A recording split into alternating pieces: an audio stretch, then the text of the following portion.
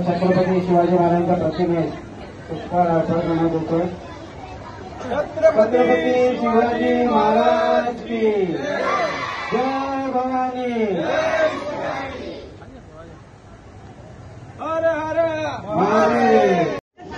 बरोबर आहे। आपण जो पण आपण गणपती बनवणार आहे तर प्रत्येकाचा गणपती वेगवेगळा असू शकतो, कारण गणपती प्रत्येक जागी वेगवेगळ्या आकाराचे असतात। तो असा नाही की बाजूवाल्याचा असा दिसतोय म्हणून माझा असा दिसला पाहिजे, या गोष्टीच्या मागे धावायचं नाही। गणपती बनवताना घाई करायची नाही। हा जो क्ले आहे याला शाडूची माती म्हणतात। कसली? शाडूची माती। ही पर्यावरण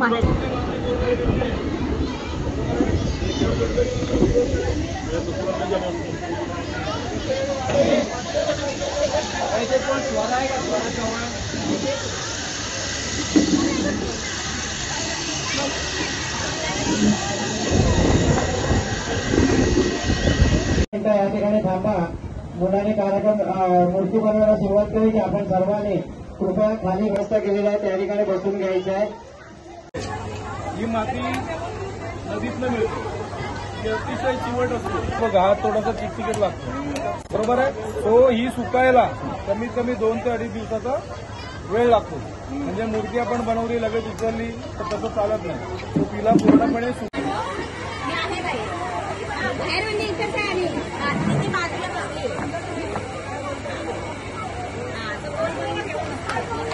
पण गेले 2 वर्षापासून हा उपक्रम इथे राबवत आहे आणि हे आपल्याला छत्रपती शिवाजी महाराजांनी दिलेले संस्कार आहेत।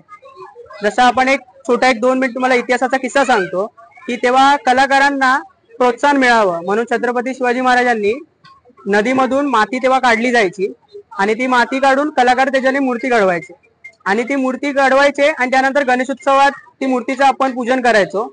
आणि महाराजांचा त्याच्या मागे थॉट एक होता की एकदा गणेशोत्सव झाला की मूर्त्या विसर्जन केल्या जायच्या, तर नदीच्या तळाला ती माती जाऊन घट्ट बसायची आणि त्याच्याने एका गावापासून दुसऱ्या गावापर्यंत पाण्याचा सप्लाय हा पुढे पुढे जायचा आणि त्यामुळे नागरिकांना पाण्याची समस्या जाणवायची नाही। हा एक छत्रपती शिवाजी महाराजांनी त्या काळात दिलेला आपल्याला थॉट आहे। आता आपण ह्या मुलांमध्ये ती नवीन मूर्ती घडवण्याबद्दल जागरूकता येण्यासाठी आपण हे उपक्रम राबवतोय। आपले एक 6-7 प्रशिक्षक असतात हरवेळी जे स्कूल ऑफ आर्टचे, ते मुलांना मूर्ती कशा बनवायच्या ते दाखवतात। शाडू मातीची मूर्ती एकतर पर्यावरणपूरक आहे आणि पर्यावरणपूरक असल्यामुळे आपण ती घरीही विसर्जन करू शकतो आणि नंतर त्या मातीचा परत यूजही करू शकतो। आता जर आपण बघायला गेलं तर सध्या मुंबईमध्ये महाराष्ट्रामध्ये पीओपी बद्दल एक मोठं वादळ निर्माण झालेलं, तर जसं काही गोष्टीची समज आपल्या लोकांमध्ये पण जागरूकता यायला हवी की आपण कुठेतरी मातीकडे वळायला हवं, कारण एका काळानंतर निसर्गाला देखील काही गोष्टी हानिकारक आहेत। तर त्या गोष्टीला आपण लक्ष देता मातीकडे जसे जसे लोक वळतील आणि आता ज्या प्रमाणात वळतायत लोक, आज माझा स्वतःचा व्यवसाय आहे गणेश मूर्तीचा, तर मी बघतोय की 100 ते 150 मातीच्या मूर्त्यांचा लोकांमध्ये प्रत्येक कारखान्यातून खप वाढलेला आहे।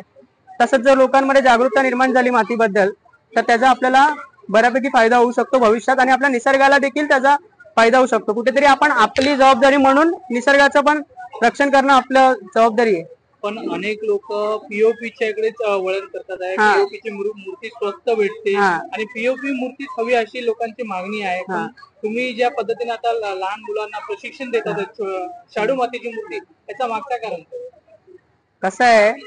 पीओपीची मूर्ती स्वस्त भेटते बरोबर आहे, कसं झालंय आधीपासून आहे ना त्या गोष्टीला सवय लागलेली आहे, कारण आधीपासून लोकांना ती मातीबद्दल एवढी जागरूकता नव्हती। आताच्या काळात मातीचे काही मूर्तिकार असतील ते बाहेर आले आहेत आणि त्या लोकांनी अजून मातीच्या मूर्त्यांचं प्रोडक्शन चालू केलं। त्यानंतर मातीच्या मूर्त्या पण आता लोकांना परवडेल अशा भावात उपलब्ध आहेत, नाही असं नाहीये। पण आधीचा एक समज होता की पीओपीची मूर्ती घेणं थोडं स्वस्त पडते, त्या हिशोबाने लोक घ्यायचे। पण आताचा जो काळ आहे, जो मी अनुभव घेतोय, त्याच्यामध्ये लोक मातीच्या मूर्त्यांकडे वळत आहेत आणि त्याच्याबद्दल आम्हाला एक मूर्तिकार म्हणून समाधान आहे। यांना जे तुम्ही शिक्षण देताय हे पूर्णपणे मोफत आहे की चार्जेबल घेताय? हे पूर्णपणे मोफत आपण आपल्यातर्फे ही कार्यशाळा आयोजित करतो। एकही त्यांच्याकडून कोणाकडूनही शुल्क घेतलं जात नाही। मुलांना जे सामग्री लागते, मग ती माती असेल किंवा मग ते जे टूल असतील, ते सगळं आपण प्रोव्हाइड करतो आणि हर वर्षी आपण हे उपक्रम पुढे लाभवतच जाऊ, कारण ज्याने मातीची पण जागरूकता वाढेल आणि लोकांमध्ये पण निसर्गाप्रती एक प्रेम अजून जागृत होईल की आपण ह्या गोष्टीचा वापर केला पाहिजे। ज्या घरोघरी स्थापना करतात लोक, आज देवाच्या बाबतीत श्रद्धा वाढलेली आहे. अनेक लोक आता घरात देखील मूर्तीची स्थापना करतात आहे. तर शॅडो मातीची मूर्ती हे लोक आपल्या घरात बसवा याच्या मागचा हे जे उद्देश आहे हे जे आपला उद्देश आहे की घरात जे स्थापना करतात आता मूर्ती पीओपीचे प्रमाण वाढलेलं आहे. पण आता जे लोक आहेत, जे लहान मुलं आहेत, ते स्वतःहून बनवून जर आपल्या घरात स्थापना केली त्याबद्दल काय?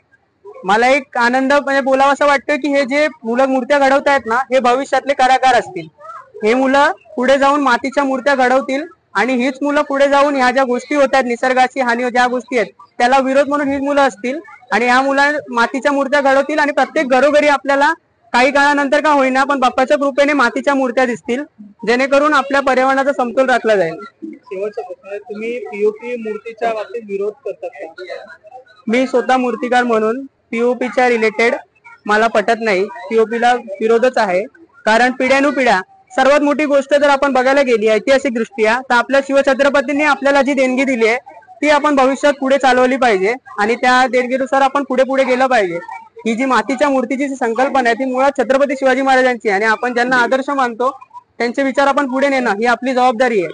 ही महाराष्ट्रातल्या नव्हे तर भारतातल्या प्रत्येक माणसाची जबाबदारी बनते आणि मी त्या भूमिकेची ठाम आहे.